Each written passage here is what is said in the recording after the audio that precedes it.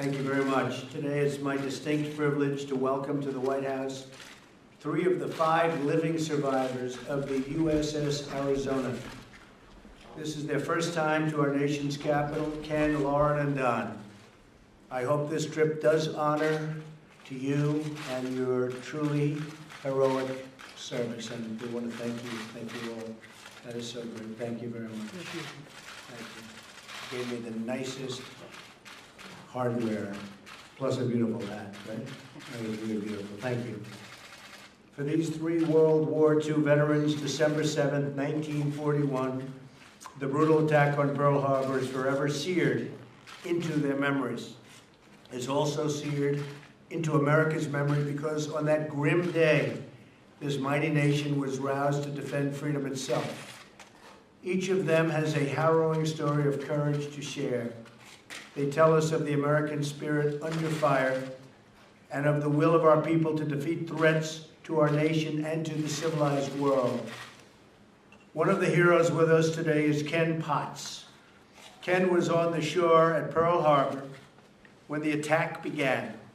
Rather than flee from the fire and the chaos, he drove his small boat into the blazing hot water.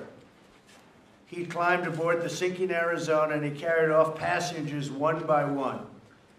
Ken, it is an honor to meet you, an American hero whose love of our country and love of his brothers was greater than his concern for his own safety. And he paid a very big price. He's gone through life in a little bit worse condition than he could have, but he was very, very happy that he did it. We're deeply grateful that you're here today with us nearly 76 years after that December morning.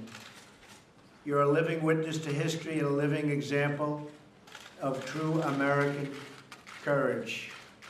Ken? So how you doing? Fine.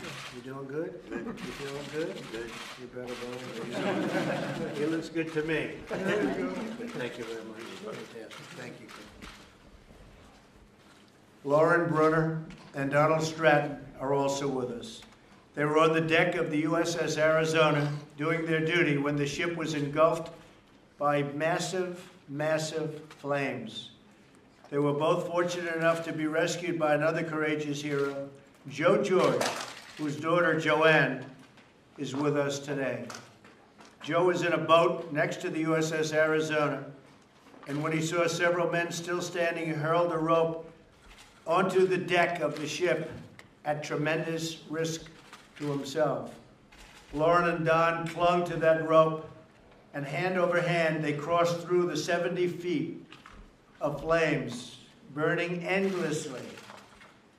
The story of Lauren and Don's devotion and duty doesn't end there. Despite suffering terrible burns still with them today, they both served in the Navy for years after, fighting in some of the greatest Pacific engagements in World War II.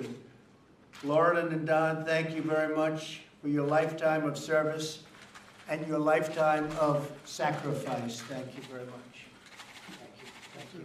Thank you. Feel pretty good, right? Well, Good to me. I'm hanging in there. How long are you together? Listen to this one, folks.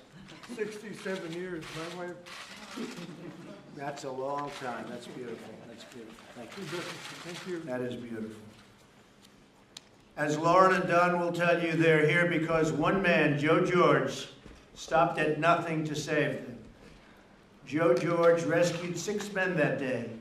He is no longer with us, but he will always honor and remember a man, and we will always do this, whose courage knew no limits. His name will go down in history. Very brave, very strong. Joanne, your father makes us all proud. Thank you for inspiring our nation by telling the story of your father, a true patriot, a well-known man, a man that goes down really in the history with the Arizona, and a total hero. Thank you very much. Thank you very much. Thank you. Thank you very much. I think you're good. Thank you. You should be, right? Thank you, sir. That's so nice. Thank you for being here. I think you loved him, huh? I love you very much, Thank and I know you understand it. I do. You I understand do. the relationship. That's true. Thank you, Dad. Appreciate it. There are many remarkable things that I witnessed as president, but nothing can take the place of meeting heroes like those with us today. In them we see the strength of our nation, the courage of our men and women in uniform, the resolve to never accept failure, and the belief that justice will always triumph, and that the America that we know and love, the United States, will always prevail. We will always prevail. And by the way, we're building it up bigger. You know this. We're building up bigger and stronger and better than ever before. Our military is very proud again, aren't they? Yes, sir. They see what's happening. They're looking at those budgets and they're seeing lots of ships, right? And lots of planes. Yes, sir.